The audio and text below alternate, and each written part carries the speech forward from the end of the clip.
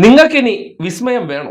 നിങ്ങൾ വിസ്മയങ്ങൾ എന്ന് പറഞ്ഞപ്പോഴും പരിഹസിക്കാൻ ശ്രമിച്ചല്ലോ. ഇപ്പൊ അര ഡസനിൽ കൂടുതലായില്ലേ വിസ്മയങ്ങൾ? ഇനി വേണോ?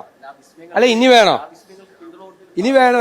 ഇനി വേണോ? ഇനി വേണോ? ഇനി വിസ്മയങ്ങൾ വേണോ? ഇനി വേണോ? ഇനി വേണോ? വേണം. നിങ്ങൾ ഇനി വിസ്മയം ഉണ്ടാവുമെന്ന് ചോദിക്കണല്ലോ ഇപ്പൊ. അല്ല, നേരത്തെ ഇടയ്ക്കിടയ്ക്ക് എന്നോട് ഒരു 4 ദിവസം മുമ്പ് ചോദിച്ചിരുന്നു. അപ്പൊ ഞാൻ പറഞ്ഞല്ലോ ഉണ്ടാവും, ഇനിയും ഉണ്ടാവും. വേണം വേണം, ഞങ്ങൾക്ക് വിസ്മയം വേണം. വിസ്മയം കിട്ടിയേ പറ്റുള്ളൂ, ഒരു രക്ഷയില്ല. ഒരു വിസ്മയം ഇങ്ങോട്ട് എടുത്ത് പുറത്തിട്ടെ. സതീശൻ പറഞ്ഞു കഴിഞ്ഞാൽ ആ വാക്ക് കൃത്യമായതുകൊണ്ട് വിസ്മയത്തിന്റെ മേള ഉണ്ടാകുമെന്ന് ഞങ്ങൾക്ക് ഉറപ്പുണ്ട്.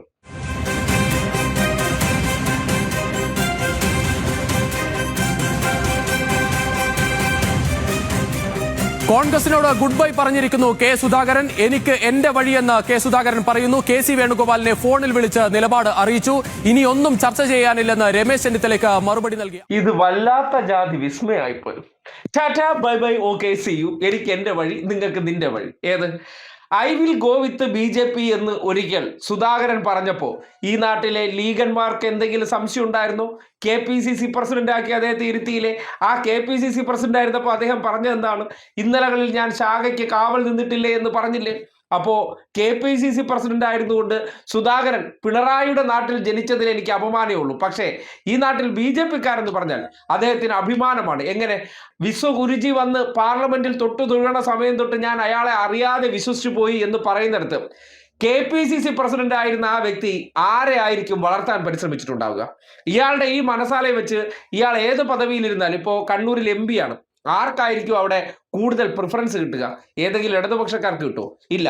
BJP എന്ന കേരളത്തിന്റെ തറ പറ്റിക്കിടന്ന വെറും ഒരു ക്രീപ്പർ, വെറും വള്ളിപ്പടർപ്പായിരുന്ന ഒരു രാഷ്ട്രീയ പാർട്ടികളെ എങ്ങനെയാണ് എണീറ്റ് നിർത്തിച്ചതെന്ന് പറഞ്ഞാൽ ഇതുപോലുള്ള ഊന്നുവടികളിലൂടെയാണെന്ന് ഇനിയെങ്കിലും ഈ നാട്ടിലെ ന്യൂനപക്ഷ വിഭാഗക്കാർ മനസ്സിലാക്കുന്നത് നിങ്ങൾക്ക് നല്ലതാണ് എന്ന് മാത്രമേ പറയാനുള്ളൂ. വരും കാലങ്ങളിൽ BJP വന്നാൽ അനുഭവിക്കാൻ പോകുന്നതും അരക്ഷിതാവസ്ഥ നേരിടാൻ പോകുന്നതും ഈ രാജ്യത്താകമാനം എടുത്ത് പരിശോധിക്കുമ്പോൾ നിങ്ങൾക്ക് കാണാൻ പറ്റും.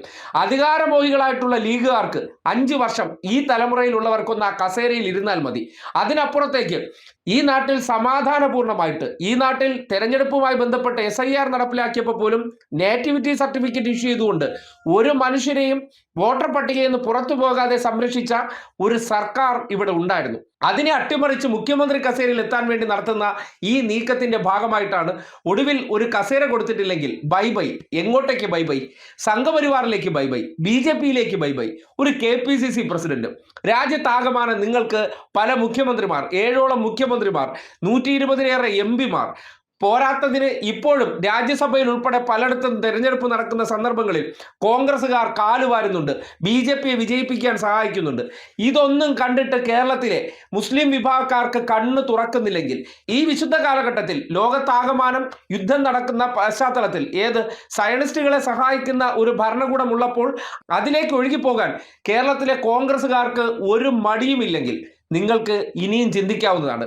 ഇതിൽ ഏതെങ്കിലും പൊട്ടും പൊടിയോ ആയിട്ടുള്ളവരെയൊക്കെ അധികാരമോഹം പിടിച്ച് 1-2 പേർ ഇടതുപക്ഷത്തിന്റെ ഭാഗമായിട്ട് പോയവരുടെ പേരെടുത്ത് ഉയർത്തിക്കാട്ടി ഒഴുക്കിനെ അങ്ങ് മറയ്ക്കാൻ ഇവർ പരിശ്രമിക്കുന്നുണ്ടെങ്കിൽ നിങ്ങൾ ചിന്തിക്കുന്നത് നല്ലതായിരിക്കും. അല്ലെങ്കിൽ നിങ്ങളുടെ നാളെ ഇവിടുത്തെ സമാധാന ജീവിതത്തിലും സുധാകരൻ പറഞ്ഞതുപോലെ ഗുഡ് ബൈ, സി യു എന്ന് മാത്രമേ ഇവിടെ കണ്ടുകൊണ്ടിരിക്കുന്നവർക്ക് പറയാൻ കഴിയൂ എന്ന് തിരിച്ചറിയുന്നത് നല്ലതാകുമെന്ന് മാത്രമാണ് ഈ കാലഘട്ടത്തിൽ നിങ്ങളെ ഒന്ന് ഉപദേശിക്കാനുള്ളത്.